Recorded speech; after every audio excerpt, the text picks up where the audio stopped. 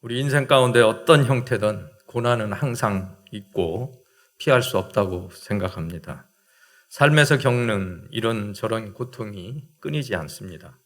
관계의 어려움과 시련의 연속, 그 자체가 어쩌면 인생이라고 해도 과언이 아닙니다. 가장 사랑한다고 하는 부부나 부모, 자식 간에도 문제가 많습니다. 우리나라 최근 이혼율이 50% 이상이라고 그럽니다. 숫자에 나타나진 않지만 별거하는 가족들까지 합치면 훨씬 더 불행한 일들이 많다고 생각할 수 있습니다. 물질이나 취업 문제는 또 어떻습니까? 세상을 살면서 필요한 것이 꼭 있어야 할 것이 물질인데 물질 없이 세상을 살아간다는 것은 불가능해 보이기도 합니다. 많으면 많은 대로, 없으면 없는 대로 쉽게 풀리지 않는 물질의 문제를 안고 저희들이 살아갑니다. 건강 문제는 또 어떻습니까? 아무리 의학이 발달해도 우리 마음대로 되지 않는 것이 우리의 건강입니다.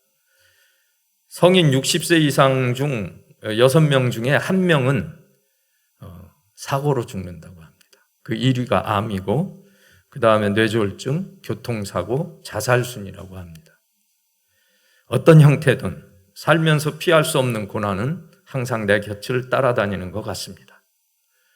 요즘 위드 코리나를 준비하고 있다는데 사실 우리 인생은 위드 고난이라고 해도 과언이 아닙니다. 중요한 것은 고난에 대한 우리의 반응이 어떻게 되어야 하는가라고 생각합니다. 애굽 바로의 왕관에는 뱀이 새겨져 있었다고 합니다. 우상을 숭배하는 애굽 같은 나라에서 노예 같은 생활을 할 것인지 아니면 출애굽해서 광야의 그 척박한 삶이지만 하나님의 성막을 앞세우고 하나님과 함께 동행할 것인지 우리가 선택해야 합니다. 돈과 명예와 탐욕으로 얼룩진 세상 사탄의 권세 아래 학대받는 종으로 살 것인지 세상과 구별돼서 하나님이 원하는 하나님의 백성으로 힘들지만 우리가 살아갈 것인지 우리의 몫입니다. 노예가 불평하면 채찍입니다. 광야를 택한 성도가 불평하면 오히려 하나님과 함께하며 훈련받는 축복의 기회라고 할 수 있습니다. 세상 살면서 힘들수록 우리 가운데 함께 하시는 하나님과의 관계에 집중하면서 말씀에 순종하는 것을 배워가고 훈련해야 될 것이라고 생각합니다. 호화 아파트냐 천막이냐 아름다운 교회 건물이냐 그런 것이 중요한 것이 아니라 하나님이 나와 함께하고 계시는가, 그것이 가장 중요한 일이라고 생각합니다. 여러분, 하나님이 함께하고 계십니까? 지금 이 순간 여러분들의 심령 가운데 주님께서 함께하고 계십니까? 광야 한복판에서 아무도 없는 것 같고 죽을 것 같은 공포와 두려움이 밀려올 때도 분명히 우리 주님은 함께 하신다고 믿습니다. 주님은 절대 우리를 버리시는 분이 아니십니다. 죽음도 우리 주의 사랑에서 우리를 갈라놓지 못한다고 믿습니다. 고통이 심하면 심할수록 더욱 좋은 것을 예비하시는 주님을 꼭 붙들고 기도하며 나아가야 한다고 생각합니다. 히브리서 4장 15절에서 16절 함께 읽겠습니다. 우리에게 있는 대제사장은 우리의 연약함을 동정하지 못하실 리가 아니요 모든 일에 우리와 똑같이 시험을 받으신 이로되 죄는 없으시니라. 그러므로 우리는 긍휼하심을 받고 때를 따라 돕는 은혜를 얻기 위하여 은혜의 보좌 앞에 담대히 나아갈 것이니라. 고난을 피할 수 있는 사람은 아무도 없습니다. 특히 욥처럼 의로운 사람이 당하는 알 수 없는 고난, 갓 태어난 어린아이가 죽는 것, 어린아이의 죽음 앞에서 또는 갑자기 닥치는 사고나 질병 앞에서 또 쓰나미나 지진, 전쟁 같은 자살 테러 같은 안타까운 소식이 들려올 때 우리는 당황할 수밖에 없습니다. 하지만 주님이 당하신 조롱, 불의한 빌라도의 법정, 십자가상의 하나님을 향한 주님의 부르짖음, 왜 죄 없으신 분이 세상에 오셔서 상상할 수 없는 고초를 당하시는지 이 또한 논리적으로 도저히 이해가 되지 않습니다. 우리가 하나님의 뜻을 다 안다는 것은 불가능합니다. 하지만 우리는 이해할 수 없더라도 우리 주님은 하나님의 뜻을 알고 계신다고 믿습니다. 우리의 힘으로 풀 수 없는 고통의 문제를 끌어안고 밤새 끙끙거리기보다 평안을 이 세상에 오셔서 고난을 직접 감당하시고 체험하신 주님을 붙들고 평안을 누릴 수 있는 저와 여러분이 되기를 소원합니다.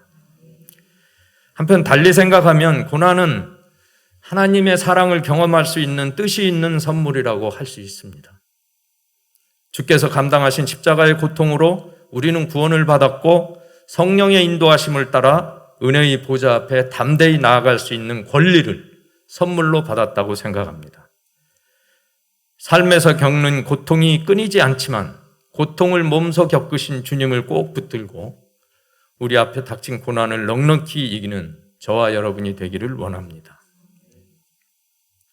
또 이런 고통도 있습니다. 살다 보면 억울한 일을 당할 때 아픔입니다.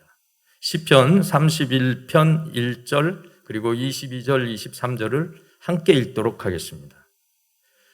여호와여, 내가 주께 피하오니 나를 영원히 부끄럽게 하지 마시고 주의 공의로 나를 건지소서. 내가 놀라서 말하기를 주의 목전에서 끊어졌다 하였사오나 내가 주께 부르짖을 때 주께서 나의 간구하는 소리를 들으셨나이다. 너희 모든 성도들아, 여호와를 사랑하라. 여호와께서 진실한 자를 보호하시고 교만하게 행하는 자에게는 엄중히 갚으시느니라. 세상 사람들의 공격과 비난 속에서 가장 먼저 할 일은 주님께 피하는 것입니다. 우리의 안타까운 마음을 간절히 주께 부르짖으며 기도할 때 우리 주님께서는 들으시고 우리를 핍박하는 자에게 엄중히 갚으신다고 하십니다.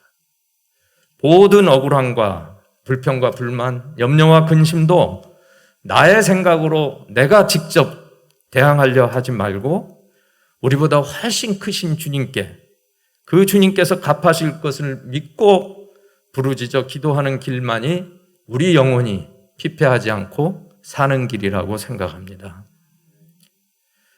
다니엘 3장 4절에서 6절 함께 읽겠습니다. 선포하는 자가 크게 외쳐 이르되 백성들과 나라들과 각 언어로 말하는 자들아, 왕이 너희 무리에게 명하시나니 너희는 나팔과 피리와 수궁과 사명궁과 양금과 생황과 및 모든 악기 소리를 들을 때에 엎드려 느부갓네살 왕이 세운 금신상에 절하라. 누구든지 엎드려 절하지 아니하는 자는 즉시 맹렬히 타는 풀무불에 던져 넣으리라 하였더라. 이 본문을 생각한 것은 세상에서 우리는 정말 크리스천으로 살아가기를 간절히 소망하고 또 그렇게 늘 기도하면서 다지고 결단합니다. 그러나 세상은 결코 우리를 그냥 두지 않습니다. 왜냐하면 사탄의 권세 아래에 있기 때문입니다. 그래서 우리가 크리스천으로 세상 속에서 살아간다는 것은 정말 쉽지 않은 일입니다. 그 생각을, 그 고통이 따를 것을 생각하면서 오늘 이 본문을 봤습니다. 금신상에, 악기 소리에 절하라. 광고나 뉴스, 온갖 미디어를 통해서 들려오는 세상 소리에 절하라. 세상은 우리를 향해서 아우성칩니다. 많은 사람들이 바벨론 같은 세상 속에서 우상에게 절하가면서 살아간다고 생각합니다. 하지만 우리 그리스도인은 대책 없이 세상 풍조류를 따라서 살아가서는 안 된다고 생각합니다. 쉽지 않지만 다니엘의 친구처럼 세상 소리를 쫓기보다 하나님의 자녀임을 절대로 잊어서는 안 된다고 생각합니다. 핸드폰만 들여다보면서 세상 재미에 빠져서 귀한 영혼이 잠들게 해서는 안 된다고 생각합니다. 우리의 기도도 내 안의 신상만 높이는 기도는 아닙니까? 나의 바벨탑만 쌓아가는 기도는 아닙니까? 인정받고 싶은 욕구, 나의 만족을 위한, 나를 위한 기도는 이제는 이 우리 백옷 성도에, 우리 이 자리에 함께 하신 우리 귀한 성도님들은 이제 멈춰야 한다고 생각합니다. 오늘의 이 기도도 오직 주의 뜻 안에서 이루어지기만을 구하는 그런 기도를 해야 되겠다고 생각합니다. 주님, 아무 생각 없이 세상 소리에 절하였던 저희들을 용서하시고 세상 유혹에 속지 않도록 도와주십시오. 세상과 타협하고 은밀히 절했던 죄를 회개하고 용서를 구해야 된다고 생각합니다. 이어서 다니엘서 3장 25절 제가 읽겠습니다. 왕이 또 말하여 이르되 내가 보니 결박되지 아니한 네 사람이 불 가운데로 나다니는데 상하지도 아니하였고 그 넷째의 모양은 신들의 아들과 같도다. 우리 하나님은 바벨론 풀무불 같은 세상에서 다니엘 친구 등과 함께 하시면서 우리를 보호하시는 하나님이심을 믿으시기 바랍니다. 세상 두려움에 굴복하지 맙시다. 고난 속에 함께 하시는 주님을 분명히 체험하면서 살아갑시다. 그리스도인이기 때문에 예수님을 몰랐다면 당하지 않을 고통도 있습니다. 피하지 맙시다. 말씀대로 산다는 건 정말 힘듭니다. 하지만 이것은 크리스천이라면 당연한 것이고 하나님 나라 백성이라면 자부심으로 여겨야 된다고 생각합니다. 우리가 세상에 굴복해서 살아서는 안 됩니다. 하나님의 일은 하나님이 이루어 가실 것입니다. 힘들더라도 낙담하지 말고 함께 하시는 주님을 믿고 세상 속에 빛과 소금의 역할을 담대히 감당하는 저와 여러분이 되었으면 좋겠습니다. 우리가 많이 기도하지만 때로는 응답이 없는 것 같은 답답함이 있고 안타까움이 있습니다. 시편 13편 1절, 2절, 5절 함께 읽도록 하겠습니다. 시작.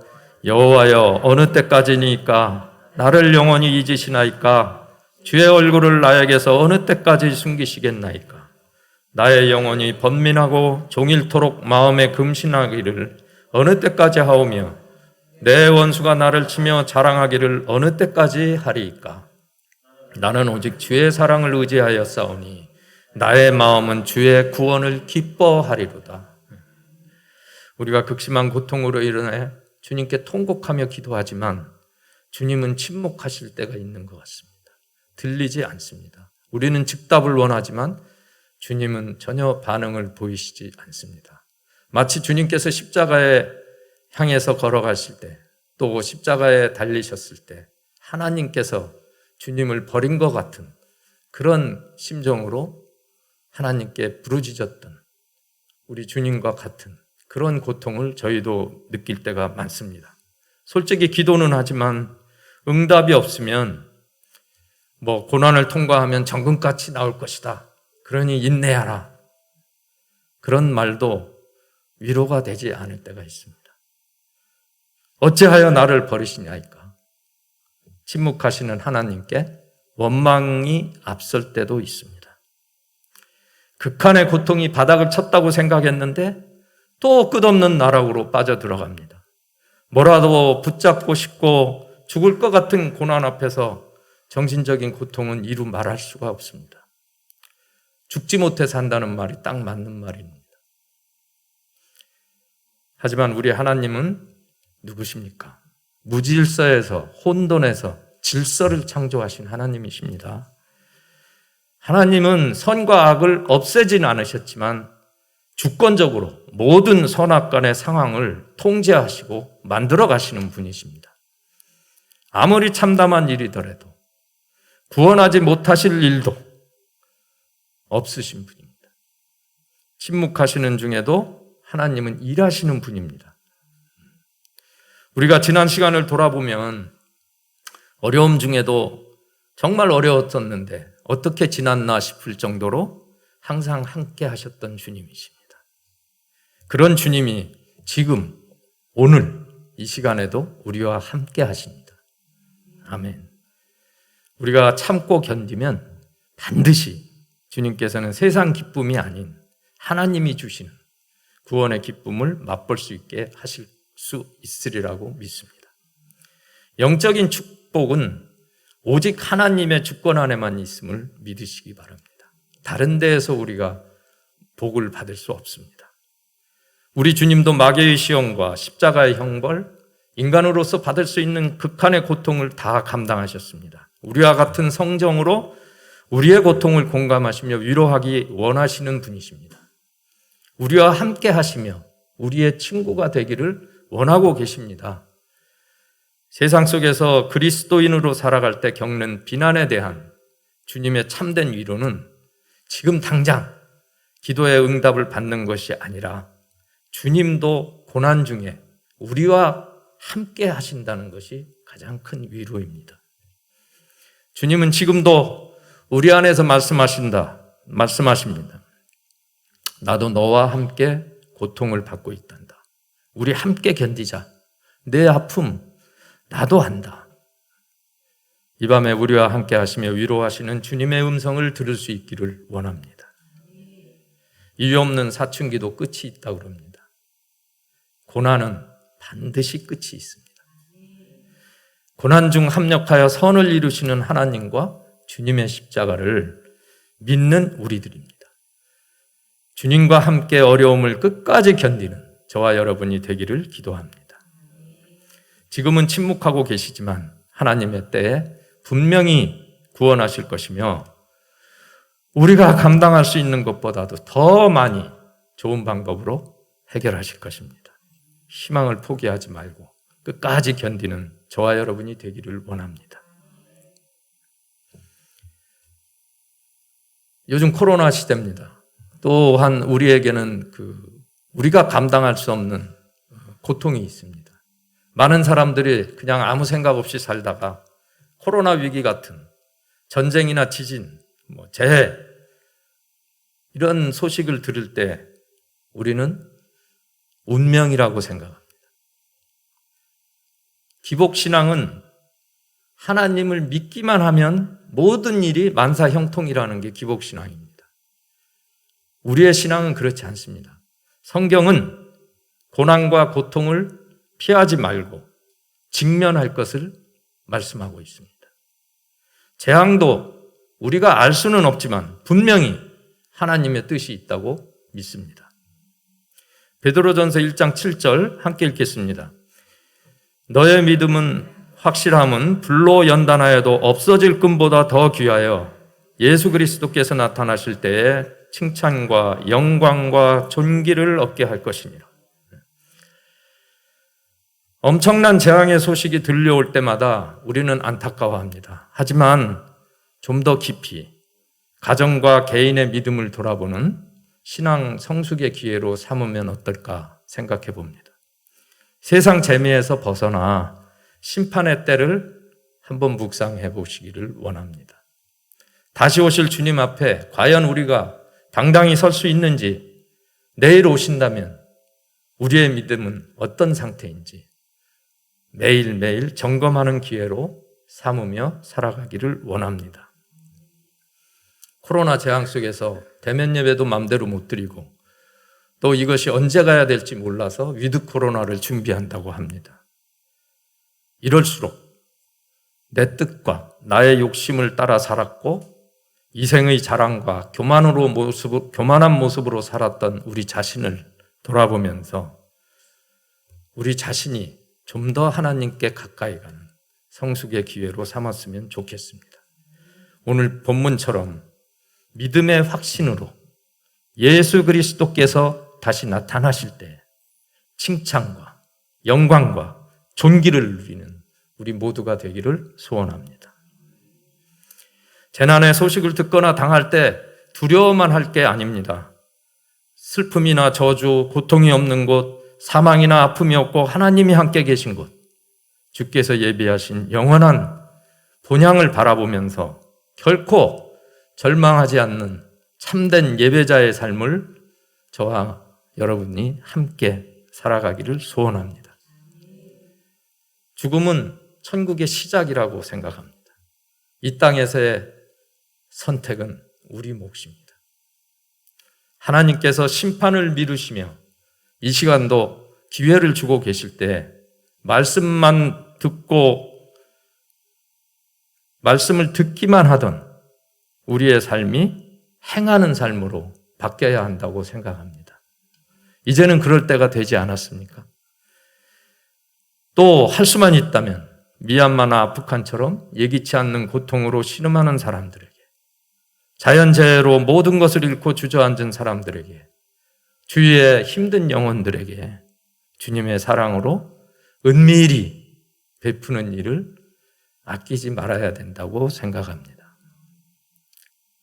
우리 모두 예기치 않은 재난 앞에서 낙담하며 주저앉기보다는 오히려 주님을 더욱 사모하며 믿음을 돌아보는 기회로 삼고 말씀대로 그리스도의 사랑을 실천하는 참된 예배자가 되었으면 좋겠습니다. 이 모든 고난을 이렇게 몇 가지 원인을 이렇게 같이 살펴봤습니다만은 가장 중요한 것은 고통 중에 하나님을 절대로 원망하지 말아야 합니다. 출애굽기 15장 23절에서 27절 교독하시겠습니다. 제가 먼저 읽겠습니다.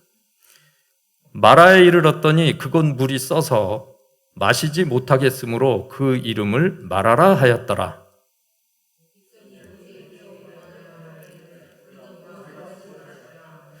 모세가 여호와께 부르짖었더니 여호와께서 그에게 한 나무를 가리키시니 그가 물에 던지니 물이 달게 되었더라. 거기서 여호와께서 그들을 위하여 법도와 율례를 정하시고 그들을 시험하실세